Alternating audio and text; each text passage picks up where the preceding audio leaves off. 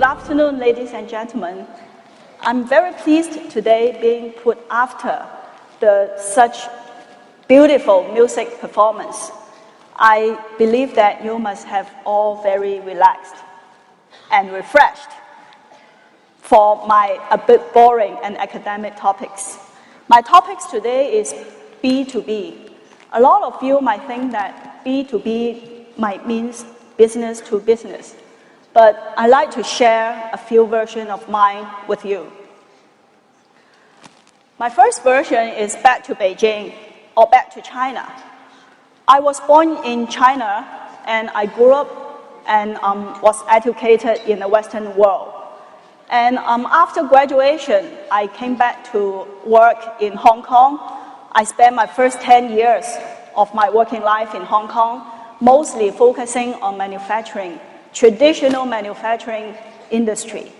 And then I spent my last 10 years in China, focusing on internet industry. Let me ask you a question. Do you know when is the first ever internet bubble? It's somewhere between 1996 and 1999. At that time, internet was so hot. So I decided that I wanted to involve in the internet world.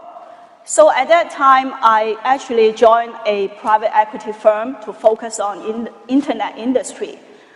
During 1998, early 1998, money was so hot. Everywhere is money. It's so easy to raise funds.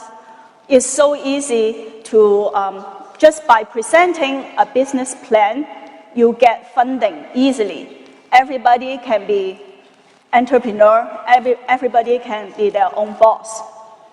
So when my partner and I look at that situation, we thought that we can also raise our own fund.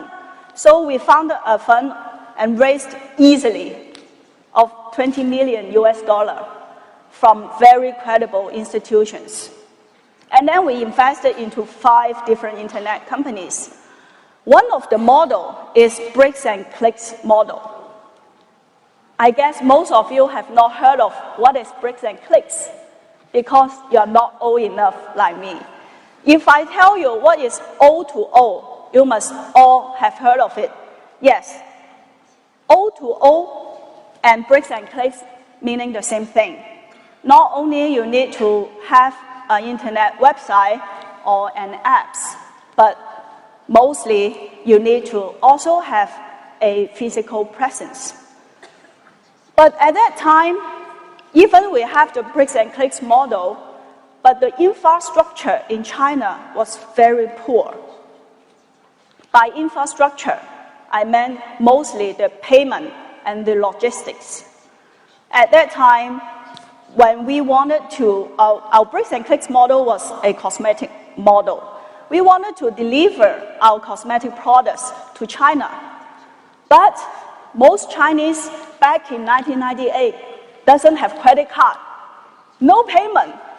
So it's hard for us to sell. And the second obstacle was that I can't find any delivery companies. Today, you have Shunfeng, you have Baihuitong, very easy. You get delivered the next day. But back then, very difficult. So due to the poor infrastructure, the internet bubble burst. And not only the internet industry went busted, but the private equity which invested in the internet industry also went dead for years. I couldn't find any job. So I decided, okay, it's time for me to go back to manufacturing. So I was back to basic. I spent my 7 years in manufacturing industry. I understand that for most of the industry, it has its own ecosystem, or it's actually the operation is a closed-end loop. In this ecosystem of manufacturing, it actually involves very basic and standard procedures.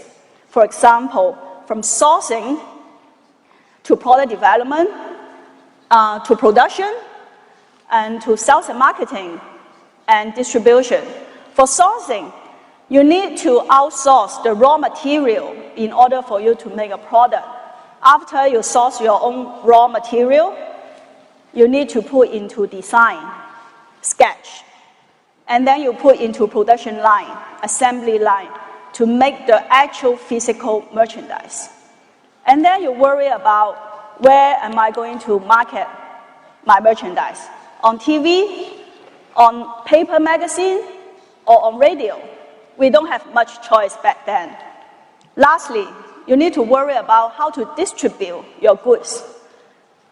We have only limited choices, either through wholesaler or retailer. Very simple. So after spending 7 years in the manufacturing, about 17 years ago, in 2006, I found that internet has come back, this time in China. And this time it comes back with much better infrastructure, much stronger backbone. So I found myself another internet job and went back to China to work for it. Imagine China this time with much better infrastructure. Also, in terms of volume, take a look at 300,000 as versus to 1.3 billion. That's a huge difference. That's the population of US and China. And in terms of better infrastructure, I meant payments. Nowadays, everybody pay very easily, especially what I experienced during the Chinese New Year. When I was young, I used to receive Red Pocket. But now, just the New Year before, everybody is using WeChat Red Pocket electronically. I didn't get my Red Pocket. So that shows the payment was much advanced. And also the logistic. If you go on Taobao or Jingdong to buy something, you get delivered in the afternoon or the next day. So this is a very good fundamentals for China to develop the industry, the internet industry this time. But take a look. Remember this chart I showed you earlier? I found that we should not get carried away by the internet industry. It does not simplify anything. It's just a form of changing our life. The basic theories are still the same.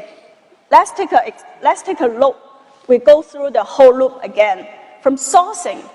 On internet world, you need to source because you need to think what kind of website or what kind of apps do you need to design for your users. And for product development, after you decide to have certain website or apps, you need to put into design, page by page, step by step, to make sure your user interface is user-friendly. And then you put into production. This is the huge major difference here. By means of production, back in traditional manufacturing age, we hired a lot of low-skilled mass workers to work on the assembly line. But nowadays, production means you need to have very high-end technical person for your programming and coding for your apps or web page. For sales and marketing, you need to worry about how to get the traffic. What is traffic? Users, customers, it's all the same. Lastly, for distribution, back then I said that we didn't have many choices. But today, for internet, we have too many choices. Which website do you want to place? Which app store do you want to place?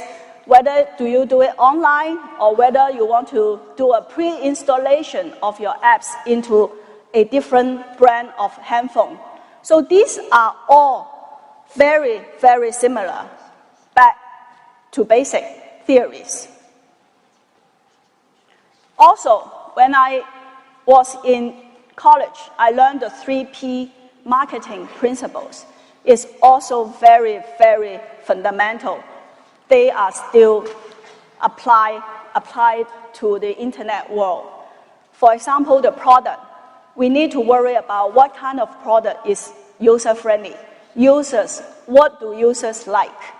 For pricing, this is a very tricky point. Nowadays, most of the content are free on internet. Actually, these are very, very destructive to the value chain. Take an example for music. Nowadays, music are almost free. You can stream, you can download, but it actually destroys the whole music value chain. Artists cannot get any money. Songwriters cannot get any money. It's very destructive.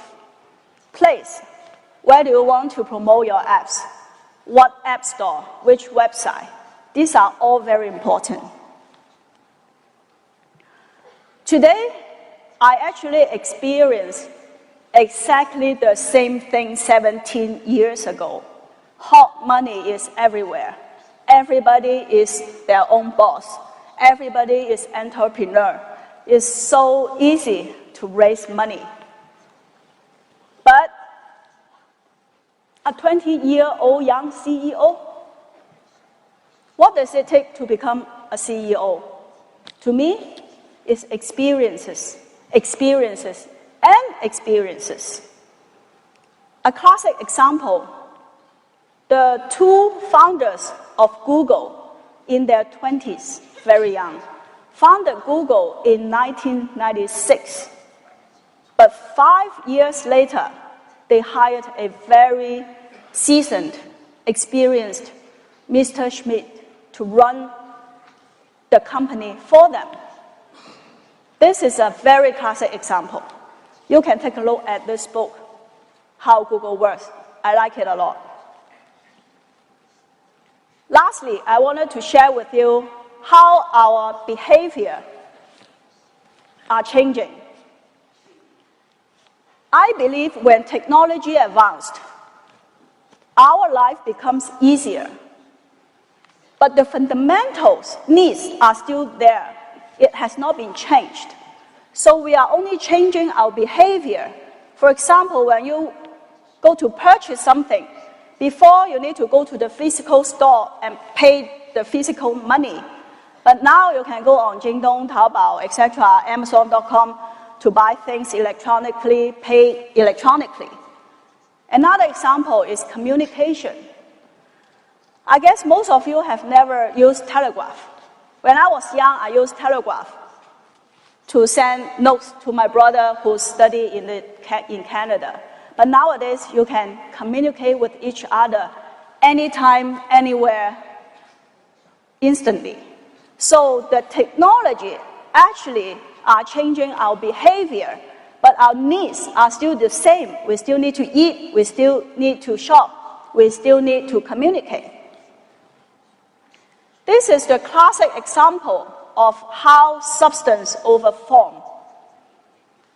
I bet most of you have never used or played one of the gramophone, 留声机. When I was young, I had one at home, but very quickly it has been replaced by a Walkman, a cassette tape. Most of you have never heard of cassette tape. I do. And then it evolved into CD players. Most of my friends was born in the 90s told me that they have never owned one single CD. I was so shocked. Because nowadays, when you are enjoying music, you stream online, you download online. This is a classic example of how our life has been changing. But it's only the format has been changing. But the means, the needs are still there. These are all the different examples that you can see. For example, Amazon. Amazon.com founded at the first internet frenzy stage. They deliver the good online, and they disrupt the whole value chain. You don't see any physical bookstores anymore in the US. the largest chain of bookstore was busted a few years ago. So this example shows how technology improved, and so as our life becomes easier. I believe in the future, when technology further evolved, there are unlimited limitations of how our life would be. I can't imagine, and I'm very excited to know. Lastly, I really wanted to share this app with you. I really, really love it. Why? Because it makes you look like 10 years younger. Who doesn't like youth? Thank you so much. Before I go, I want to take a picture with you using my app, a selfie.